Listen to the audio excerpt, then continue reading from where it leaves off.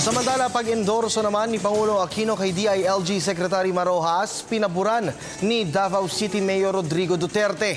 Ang ulat mula naman kay Peng Alinio ng Radyo ng Bayan Davao. Naniniwala si Davao City Mayor Rodrigo Duterte na magaganda pa ang rating ni Department of Interior and Local Government o DILG Secretary Mar Rojas sa pag-indusyo sa kanya ni Pangulong Benigno Simeon Aquino III.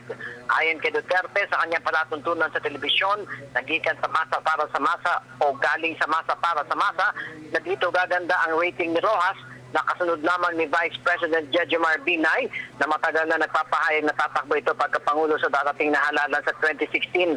Muling itinanggi ni Duterte na tatakbo ito pagkapangulo at dapat ang mabuti ng mamamayan ang kanilang pipiliin pagkapangulo na siyang mamamahala sa ating bansa sa loob ng 6 na taon. Masayaan niya ito na may katapat na sa VP Binay tulad ni Senador Grace Poe at Mar Rojas. Base sa survey, mataas pa rin ang rating ni Poe sa mga survey at hindi ito nabibitin kay Binay, ganun din si Rojas. Ngunit ang rating sa anya hindi sukatan at hindi accurate. Kaya di rin ito dapat paniwalaan. Bagkos kung pipili kayo anya ng mga kandidato pagkapangulo, ay tiyakin ninyo mabuti o kung dapat ba itong iluklok sa pwesto. Para sa Telebisyon ng Bayan, Peng Alinio, Radyo ng Bayan, Davao.